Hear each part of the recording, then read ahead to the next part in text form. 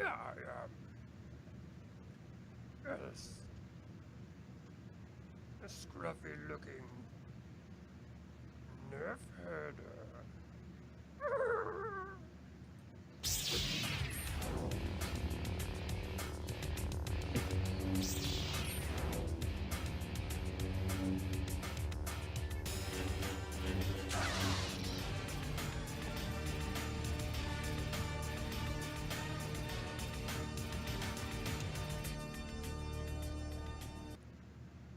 Man, I don't know how you keep getting all these guests for those intro videos. That's just fucking mind-blowing. Yoda loves it. What can he say? He loves our show.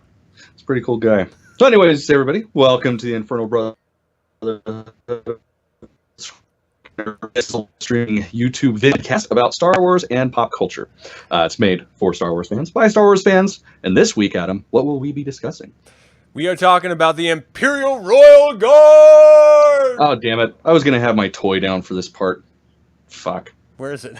Oh, it's way up there. Nobody wants to see my balls, so I won't stand up. Show your balls. It's too hot. Too hot to wear pants. Pantless. And you're panty-less as well? No, but a pretty distinct tic-tac outline, so I'll make sure nobody has to see that. Yeah, no, I'm sure we appreciate it.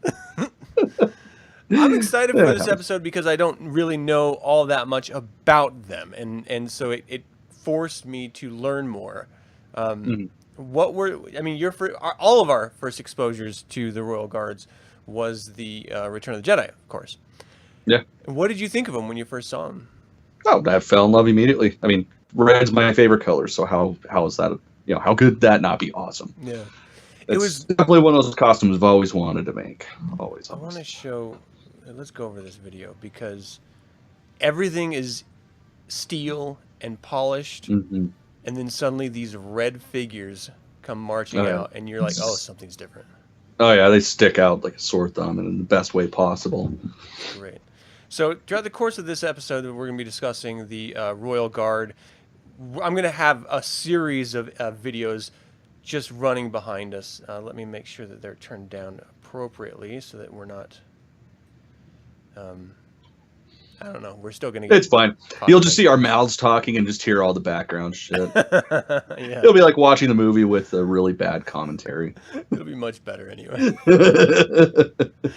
So, yeah, the first time I saw it, I mean, they stood out so dramatically. They're so imposing.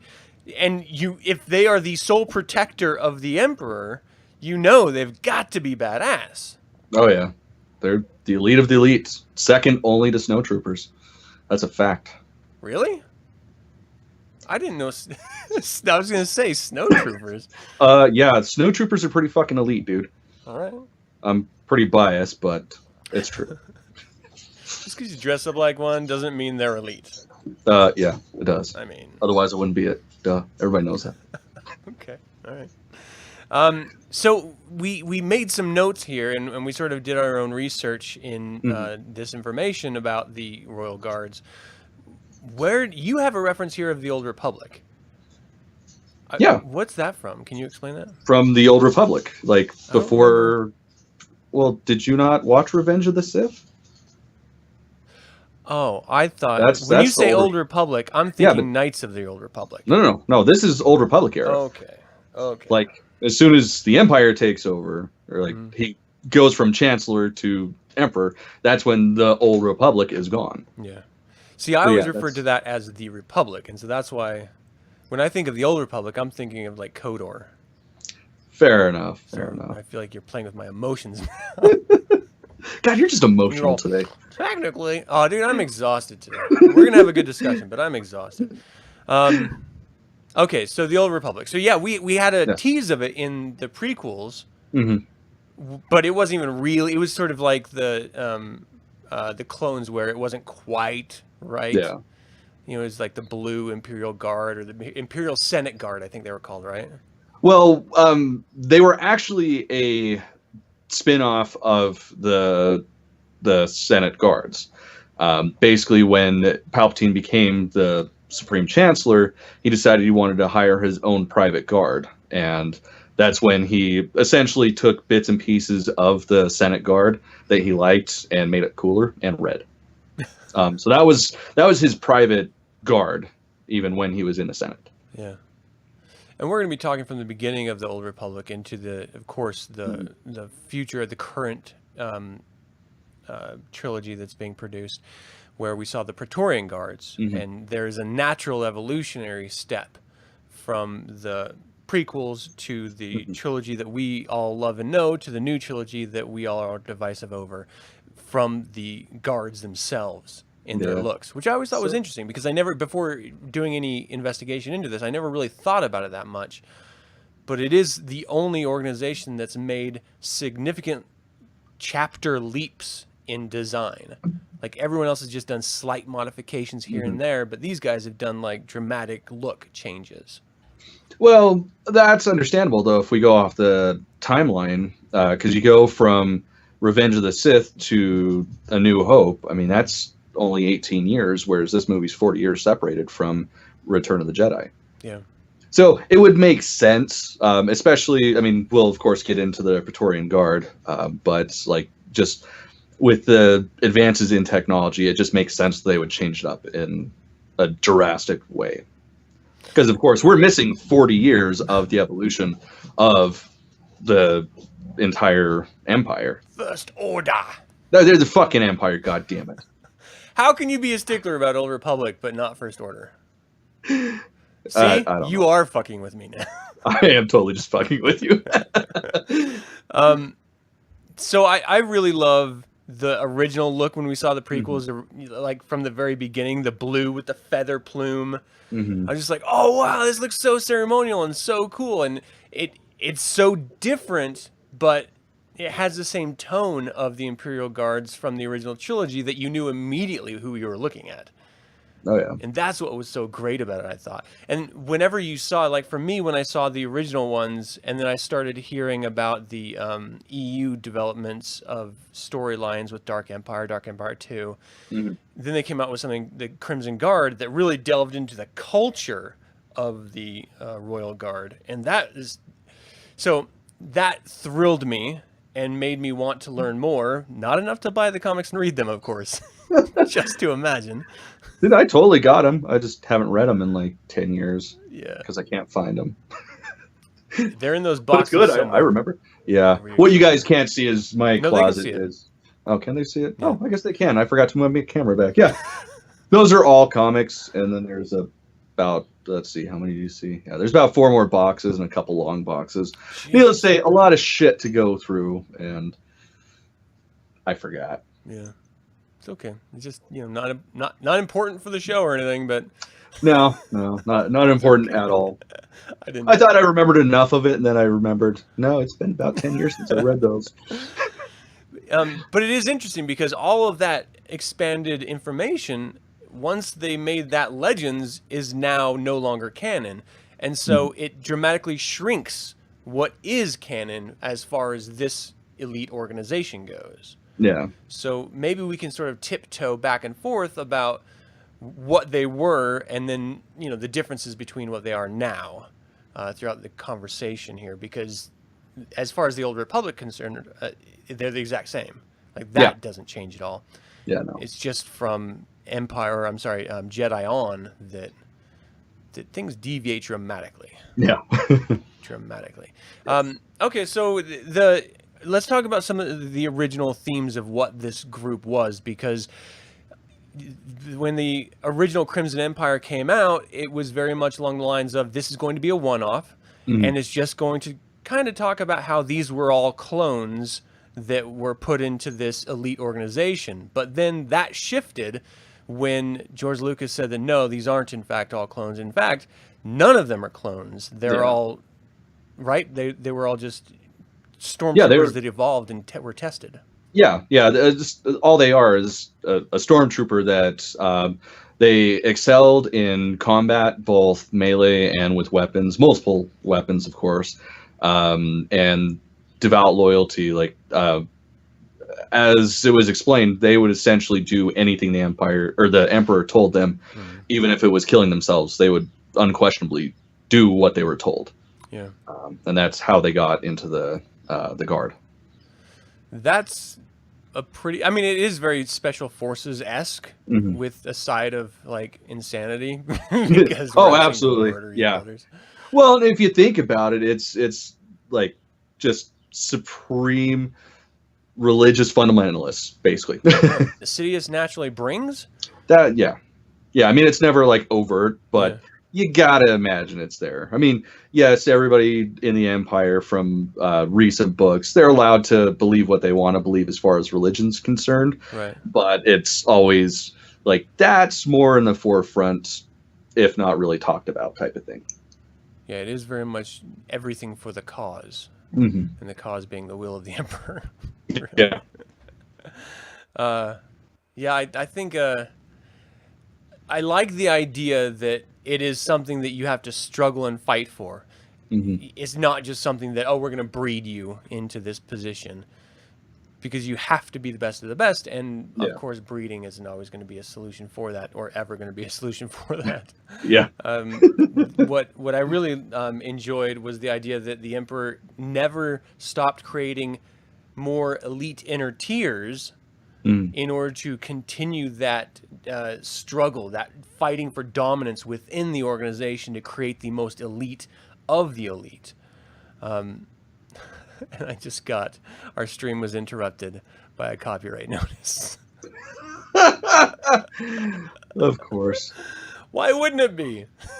Yeah. So for those of you listening to this as the audio podcast, we have video and images running behind us.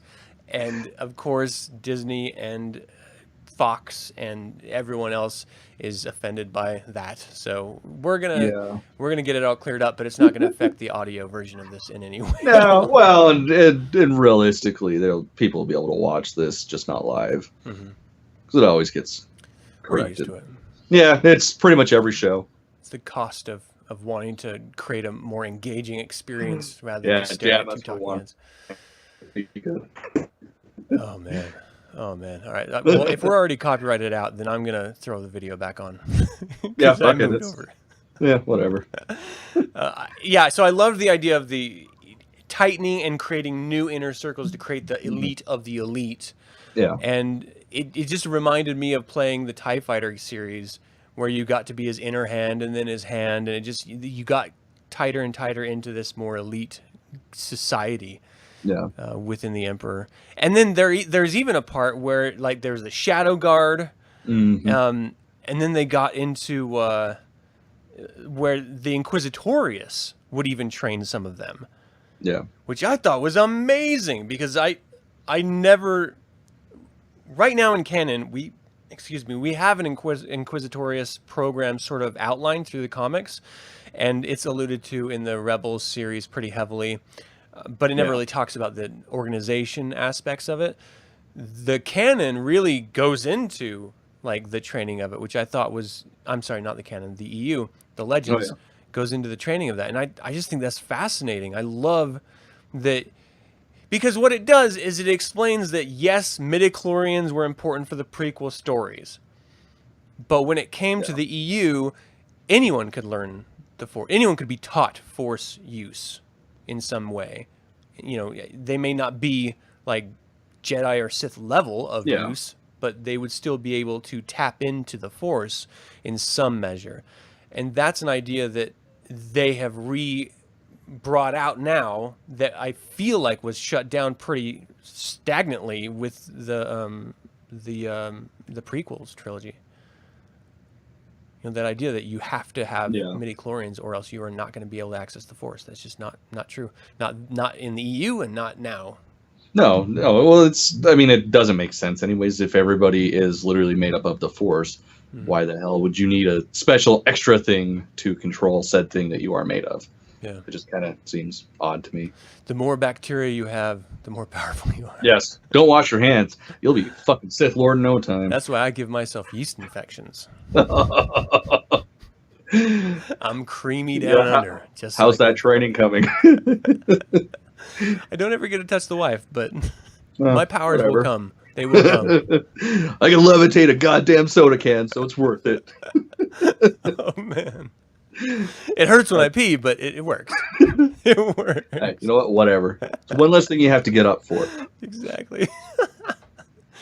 Okay, so what do you like best about the Imperial Guard in the EU, in the Legends? Just how much of badasses they are. Like even with like the stormtroopers, all the special ops, different ones, they're all individuals to a certain extent. Even in new canon, what was it?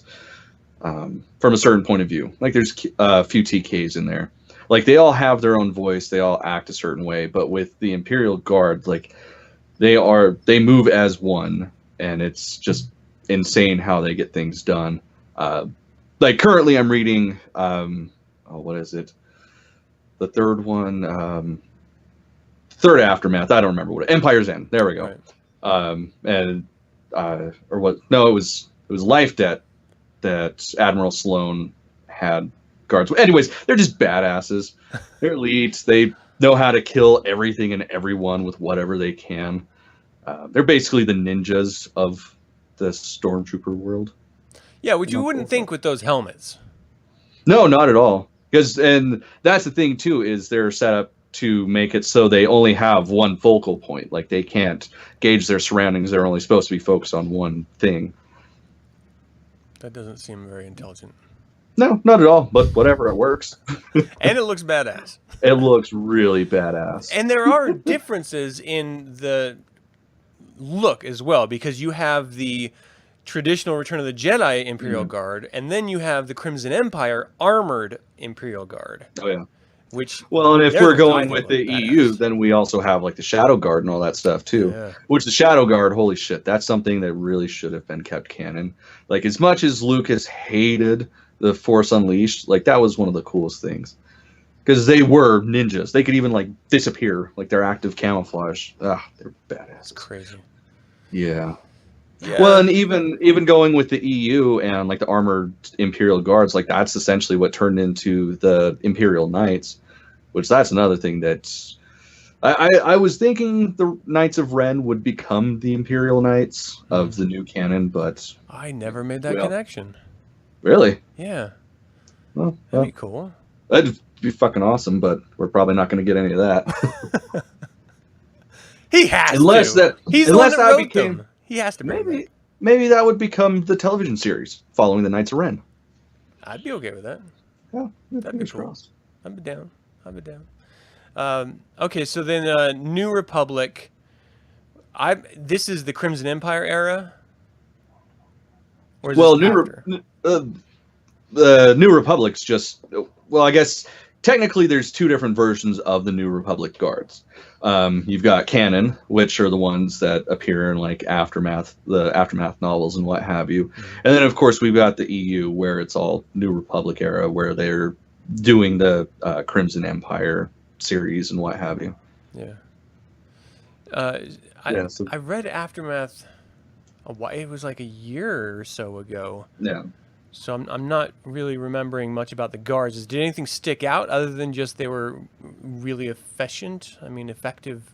Well, the thing that got me was because, of course, one of the biggest things was their devout loyalty to the Emperor. Mm-hmm.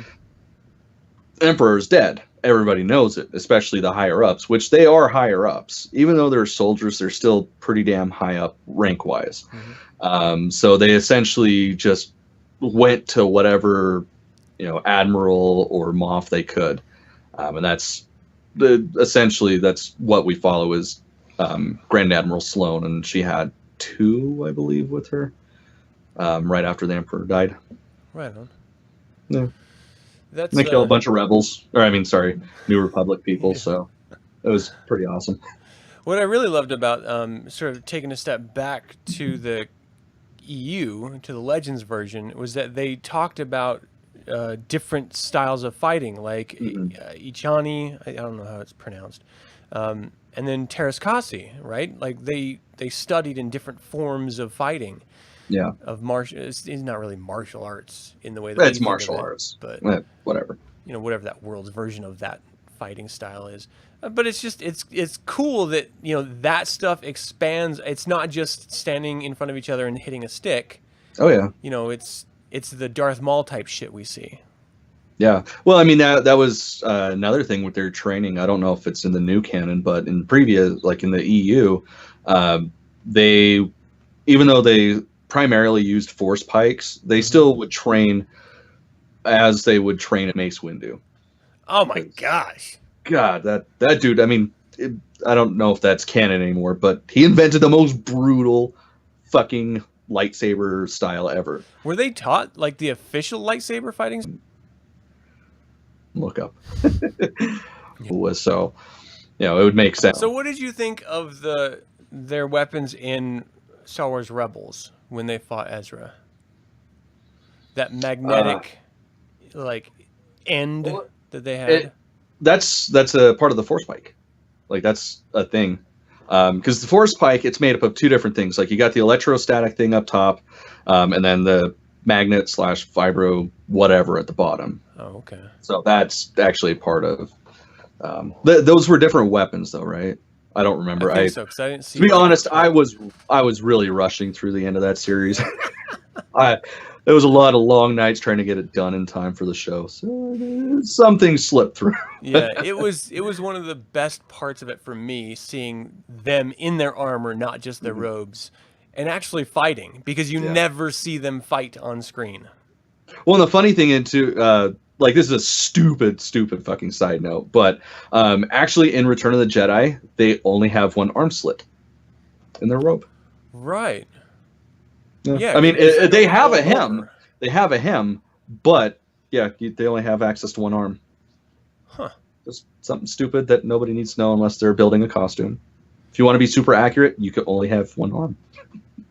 But I like that though, because if they do need to fight, then they just sort of throw that front poncho thing open. Oh, absolutely, and that looks so much more badass, anyways. Yeah. Like, tell me, fighting somebody with a cape isn't fucking cool. I'm not going to. Exactly. I'm down. I'm down. Do you want to talk about the Praetorian Guards a little bit? What do we know about them? Do this. So they're essentially Snoke's guard, handpicked as well, just like the Emperor did with his Imperial Guard. Costumes are different. Costumes are very, very interesting. I mean, just looking at them, of course, they look like cheese graters, which, if you love it or hate it, whatever, it's there. Yeah. But instead of being the typical Plastoise armor, it's actually, I don't remember what the exact makeup is, but essentially there's, it's all magnetically based. Mm-hmm. So once they actually start attacking, it makes it to where it's damn near impenetrable. It's sort of like taking a baseball bat to a ship hull. But of course, the downside to that protection is it actually is extremely painful for them to be in that suit. Damn. Yeah. So were they taught any force sensitivity at all?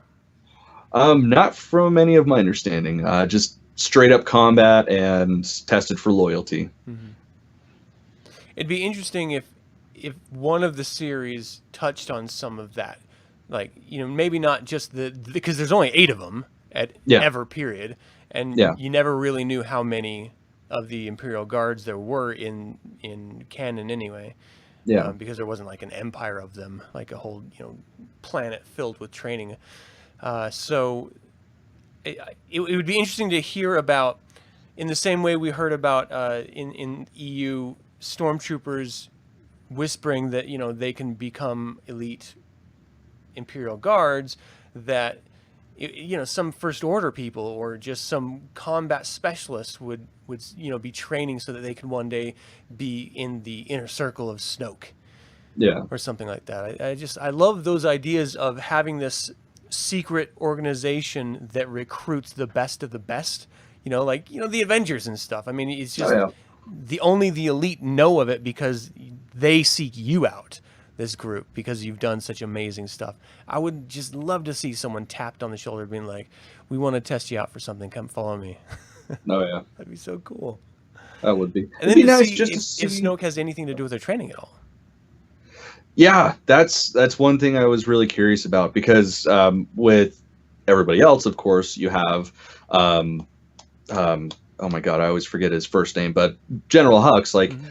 his father and him essentially started the whole the breeding or not the breeding, but the training program. Mhm. So it'd be interesting to see how somebody trained so rigorously like that would be pulled aside and trained even harder, Yeah. and who trained them. Yeah, and you get a little bit of the sense of it in Phasma, the novel. Hmm. Oh yeah, well How yeah, she raises up and she becomes a trainer. You know, yeah, with, her and Cardinal. yeah. Yeah, That was pretty cool, I thought. that was fucking awesome. If nobody's read that, you got to read it. That's seriously one of the best books from the new canon. Yeah. Absolutely. And Like I mean, there's a adore growing it. number of really good ones. I haven't been disappointed in any of them. Yeah. I mean, certain point of view was some of the stories were a little Yeah, it was a little I goofy. wasn't a fan of, but it's an anthology book. You're not going to like all of them. Yeah. Yeah, I've been digging the stories. I mean, some are Mhm. definitely, in my opinion, better than others, but I've Oh, never been absolutely. like, that was a waste of my time. Yeah. I love just expanding the knowledge base of this Mhm. new era that we know nothing about. Oh, yeah. Okay, so let's look at some of the duties inherent, because just by the title, you would think that it would just be protecting the Emperor, but in fact, it's not. Nope. They went where they were told, and that meant missions with moths, going and dealing with people, governors, admirals.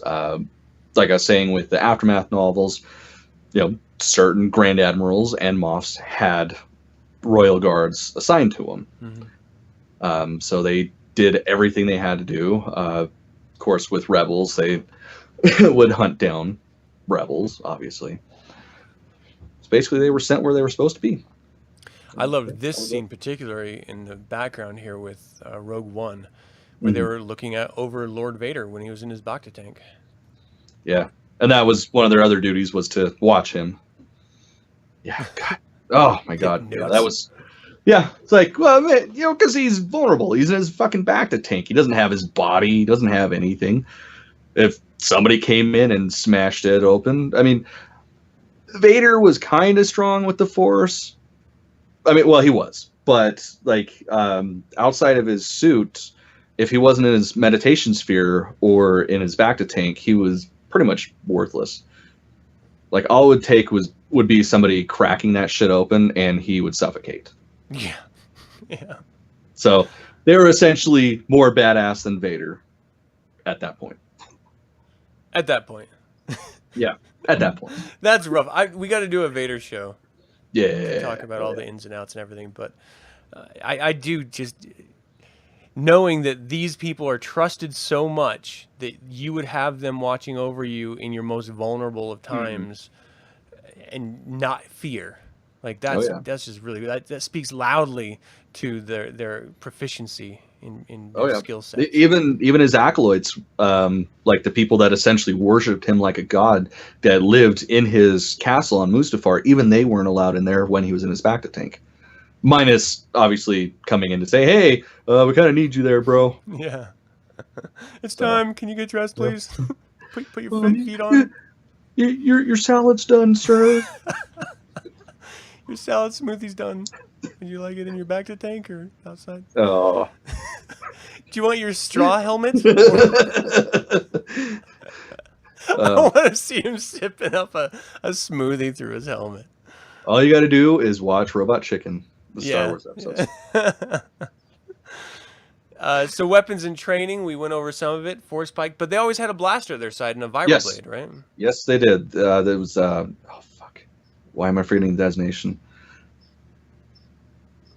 But yeah, they always had. Oh my God, I had it pulled up too, and my phone closed down on me. Yeah, they always had a multitude of weapons on them at any point in time, just depending on what they needed. Obviously, Force Pike was preferable because it's fucking cool. Vibral Blade's always great for close quarter combat because you just pull the fucker out, flip the switch, and you can gut somebody like you're, putting a knife or a hot knife through melted butter. And then a blaster for range. Yeah, I'm showing a T-21 light repeating blaster. There we go. Smart rocket too. Oh yeah, I forgot about those. And a homing shot. That's crazy. I Yeah, want they to were see these guys in action. I want to see them on like live action fighting. Yeah, that'd be so awesome. So did Because you? you know they'll handle anything that comes near them. Yeah. But it was just it'd be fun seeing them just kick some ass. I really was a little disappointed in that Ezra battle because it was the first time we saw them in any like animated way fighting, and they looked kind of goofy. I mean, they were just I don't know. It was just the animation style to me. It was a little goofy. Their method of just subduing Ezra rather than attacking him, I thought, was goofy. Yeah, And the ineptitude of the stormtroopers firing at him was stupid. Yeah, it just I don't think anybody. I mean, and you know, Ezra's force sensitive and what have you, but really, if he's got 3 of them coming after him, and he is not trained at all, especially not near the point they are. Yeah. Like they're not gonna just capture him. Well, no, I guess they probably would if Palpatine told them to, but I mean, it could have been the same as them just beating the shit out of him for a little while and him just trying to, dodge it and not get hit as best as he could and then use the force to pull those boulders down. It would have been as the same end result of the battle, but it would have been much more engaging and it wouldn't have stripped that Imperial Guard of their machismo, of their balls, because they are trained to fight, not trained to subdue and freeze them in air. I mean, it was just so weird. Yeah. Well, and they were trained by the fucking Emperor. Yeah. Like the most powerful force user in the galaxy at that point. Yeah, whatever. Yeah. Oh, man. Stupid rebels. All right, I don't want to... I'm going to go down this bad road now here in a little bit. The anti-rebel road. I liked it, though, kind of. I mean, it was fun, but it did have flaws that really started just like rubbing me the wrong way the more I think about it. Because on the surface, it was just fun. The more I thought about it, I was like, oh, come on now. Yeah. That's usually the way these movies go, though, usually. Pretty much. It didn't used to be that way, though. Maybe I just never really thought about them very deeply. But, like, the movies since the Disney era, except for, I think, the 2 standalones, the more I think about, like, The Force Awakens and The Last Jedi, the more I get bothered. Yeah, but the standalones, they stand. They're for me. Fucking amazing. Like, I swear to God, if that rumor is real that they're not making any more, I'm gonna fucking punch someone in their throat. Like, seriously, anybody... Mickey. Okay, if you're watching this and you don't like Solo, why the fuck are you watching this? Seriously, that was one of the best movies. It was great. It was great. And lots of fan service. Yes. So, favorite appearances aside from Return of the Jedi? What are yours? Oh my God, hold on. Sorry, I had it written down. And I didn't save it. Even though I don't remember much of it, definitely the Crimson Empire. It was them. It was a standalone. Like, you saw how they were outside of just standing there stoically protecting the Emperor. Yeah. Like, just built so much more on the characters, like the individuals under the helmet. And then, of course, because it's most recent in my mind, definitely the Aftermath novels. There's just so much battling with them, and they're just like tanks. They just fucking take everybody out like it's nothing at the snap of a finger. Pretty badass. That is. Like, it's pretty badass. Like, seriously, all Grand Admiral Sloane does is she turns around and goes, and then everybody's dead. That's fucking dope. And it's like, it's nothing to them. Yeah. What about you?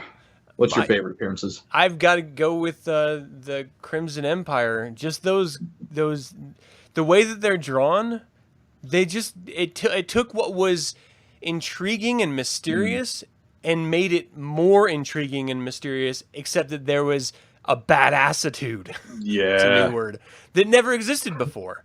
And then again, the layers of the Emperor upping the elite circles and just fine-tuning this elite group into the most effective fighting force ever. I find that so... And the fact that they didn't even have to... Like, there was members of the Imperial Guard that were elite that could then become generals. So you could come in and go out of it and still maintain that training structure from the EU, the Legends version. Yeah. I thought that was really, really cool. Yeah, that is definitely one disappointing factor of the appearance in Rebels. Like, it's all red. No, the Crimson Guard, they're supposed to have a black undersuit. God damn it. At least they should, because of those comics. Yeah. So what was your So least beautiful. favorite? Did we already? Rebels. Yeah. Rebels. Just, yeah. See, I'm torn because my least favorite is the evolution of them into the Praetorian Guards. Oh, I love the Praetorian Guard. Really? I do. I have the really hardest do. time with it. So many people hate them. I dig it. Like, I don't know. I think it's just because I really like cheese. And I look like cheese graters, but God, it's so fucking awesome.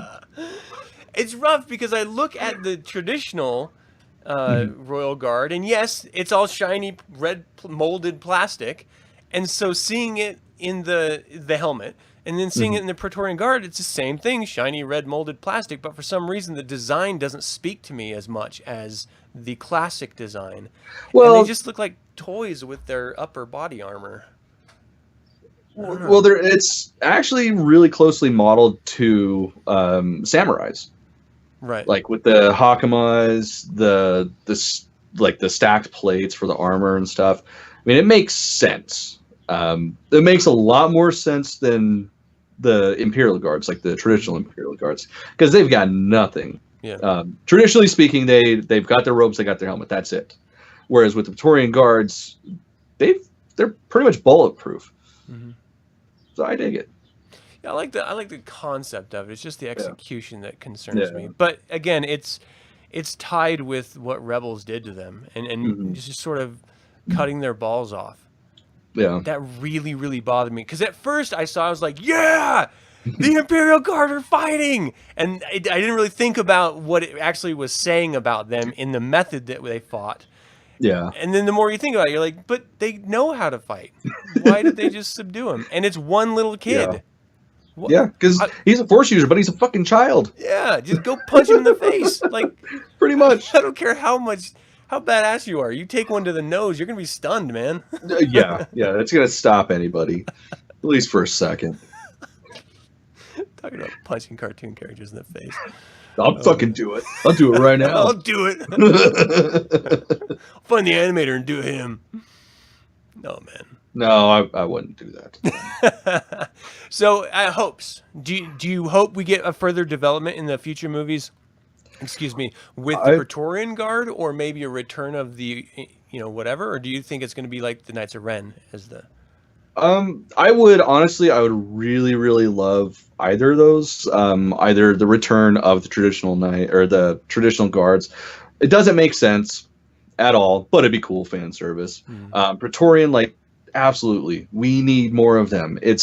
That was my biggest bitch fit with The Last Jedi, was there was so many characters that it's like, here we are, we're cool, and then gone. Yeah. I mean, even fucking Darth Maul comes back at some point and gets more story. And he really was good one too. Really fucking multiple really good ones. Yeah. But like, we need that with they have a spotlight on them already because they are the elite of the elite. Like, let's fucking see them some more. Yeah. Like, I would they had to come from somewhere. I wonder if because you could easily have them evolve from the Knights of Ren as the parent organization to the elite of them being trained into the Praetorians, because there were only 8 at any given time. But then again, if Snoke's gone and Ren or Kylo doesn't want any more legacy of the leaders and masters of the past, he may just scrap the whole thing and just say, you know what, it's me and my knights, and that's it. Even though he took on the mantle of supreme leader. Yeah. But I really do hope that comes back. I want to get into the mysticism a little bit with, I don't mean like with our discussion, but with the movie, because what I always found fascinating was that you had these characters like Sidious and like Snoke that were dark magicians, like they were Sith alchemists, like they knew secrets of the dark side, and there was this allure of that. But Vader never had it, Kylo doesn't have it, and now ostensibly it's gone. Yeah, and So that's a shame. I would too. love to have some connection with that, because that's always been a legacy of Oh, all yeah. of the Jedi Sith dichotomies, is that alchemy aspect and the mystical side of the Force. And it seems like we're just scrapping all of it to just lift boulders, Yeah. which is a stupid Yeah. way, or projecting your image across the galaxy, which I think it's a stupid way of using what Yeah. has historically been crafted as a really engaging magical aspect of the universe. Oh yeah. Well, I mean, that's some of the best now Legends books. They delve into that side of the Force. I mean, like Plagueis. That's Yeah, that was to so date. good. That's still one of my all-time favorite Star Wars Such a good books. book, yeah. And that really delves into the alchemy side and really focusing on the magic aspect, not how to use it to manipulate people and stuff. Yeah, I would absolutely adore seeing something like that. Like, it needs to happen. Yeah, I would really love to see the Knights of Ren take on the mantle of the Imperial Guard, having them present around Kylo. I mean, presumably they are the remaining survivors of the Jedi Temple. Yeah. Like that was the assumption that I made anyway, it was inferred. Yeah, same here. Same here. And so they're obviously trained, even though in the Force flashback, they didn't show them using lightsabers at all.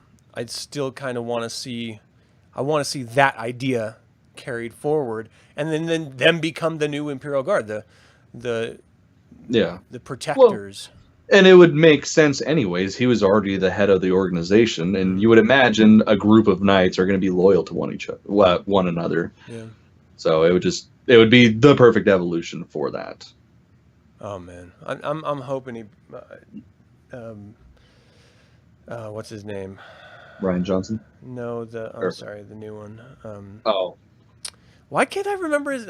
We are just blanking on everything today. dude. Yeah, this is our off episode. This is a rough day today. I'm hoping J.J. Abrams, there it is, does. Oh yeah. I completely forgot he was coming back to direct the final one. Yeah, I hope he really does wrap everything up in a nice bow. I don't know how he's going to do it, because it's a hell of a task. But If anybody could do it, I believe in him. Like, he's one of those people that even if I'm not a huge fan of what he's done, I'm still like, I can appreciate it. So I've got faith in him. Yeah, I hope so. I loved what he did with Fringe. Oh God, yes. I loved the beginning of what he did with Lost.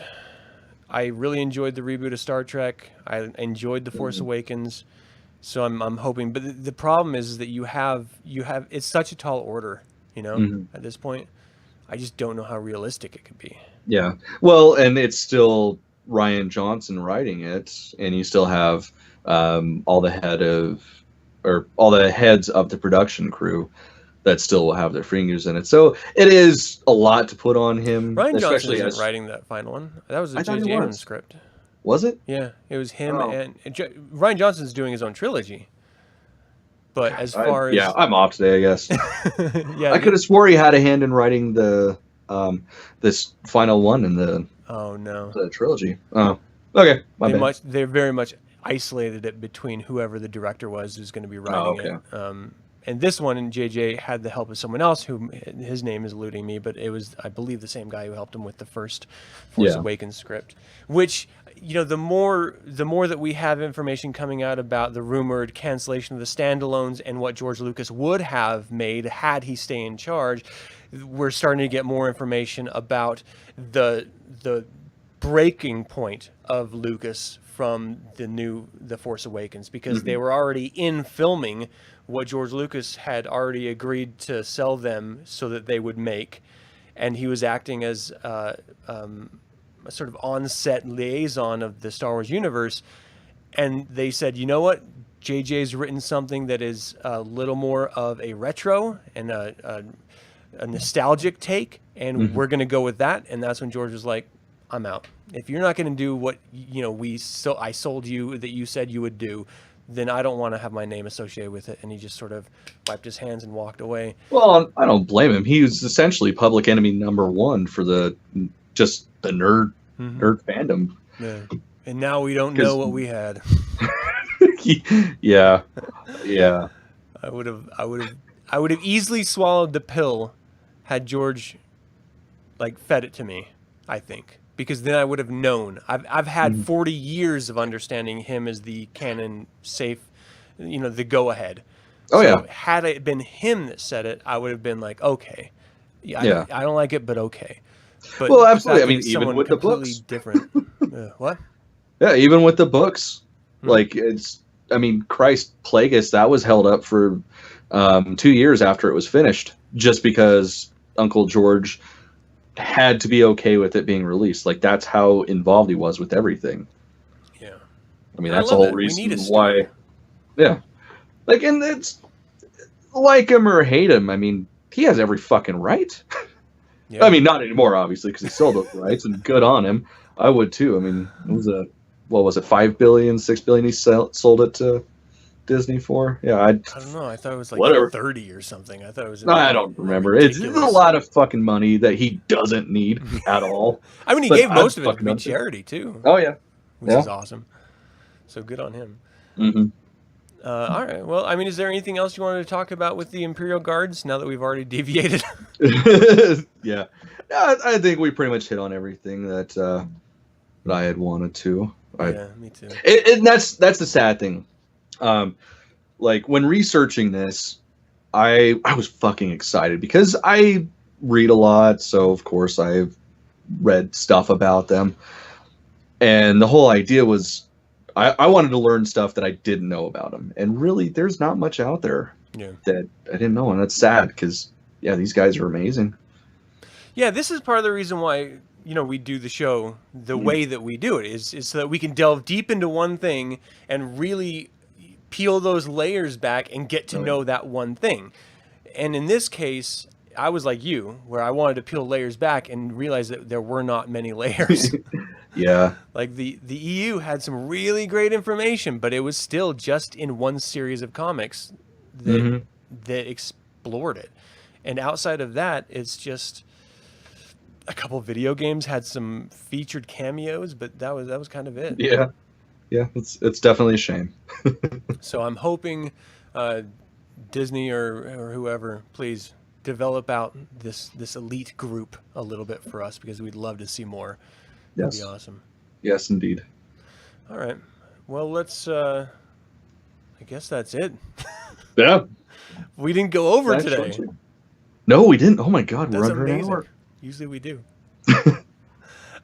Thank you all for watching and for tuning in. We apologize. We're going to clear up the copyright issues for the video viewers.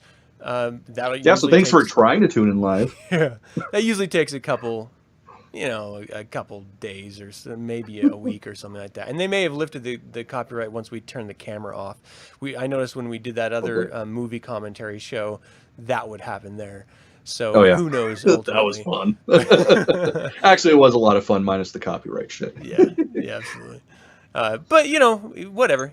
We do have some exciting information, and I mean, for those who tuned in last episode know it, but for those of you who don't, we now have a website. Yay! So theinfernalbrotherhood.com, and we've been talking about it throughout this entire show. We have an audio podcast that is the video podcast stripped of the video and put out to Apple Podcasts, Google Play, Stitcher, and RSS feeds like Blurby and stuff like that. So however you want to get this show, you can get it directly to your phone or whatever mobile device you listen to your podcasts on in whatever podcast platform you want to get it. And we have a year worth of shows going back to August last year, I think.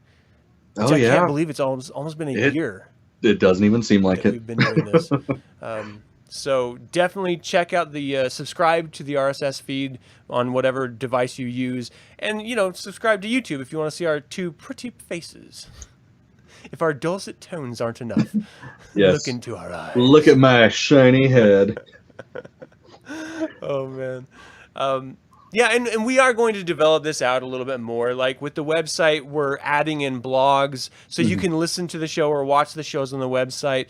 But we're also including blogging content. So I wrote a little summary with some photos of my experience going to see Solo: A Star Wars Story. It's not like a review of it, just my experience going in, and we saw some of the 501st people and got some photos and stuff. So there's that, and then in the future we're going to add a bunch more blog content. And our goal here is to have some piece of content every single week, whether it's a blog or whether it's a show, for you, those of you who want to pay attention to the Star Wars world without relying on the really sensational Star Wars fans and shows that are out there right now that are sort of fighting with each other and stuff. We're just here to enjoy what Star Wars is. We're not trying to get sensationalist likes or clicks or anything. No. It's on the Millennium Falcon. Oh, yes! I'm glad you're going to put that out there. Oh, yeah, shit. You haven't even seen them. I haven't. Damn, I should probably upload that. You need to get on it, man. Yes. Get on it. Awesome. Okay, so everyone out there, send us your, like Yoda did at the beginning of this show, send us your I am a scruffy looking Nerf herder audio or video files. You can either send it to the Google Play voice machine at 801-899-6168, or you can send it to theinfernalbrotherhood at gmail.com. Through WeTransfer, Google Drive, whatever, or maybe it'll just fit through email if it's small enough. And we will put it at the top of a show, and you can be a part of it. Yeah, you can be as cool as Yoda. That's, I mean, I didn't think it would be possible, but it can happen.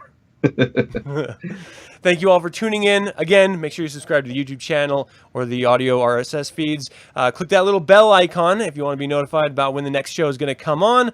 And join us live. You can always get in the chat room, comment on what we're talking about. We'll read out your comment. We'll reply to you directly, and the other people in the chat room will do the same.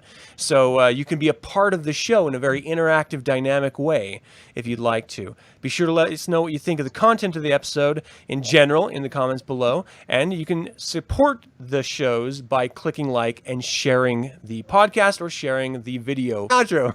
I was. I lost my book. I dropped it. Okay. Bye, guys.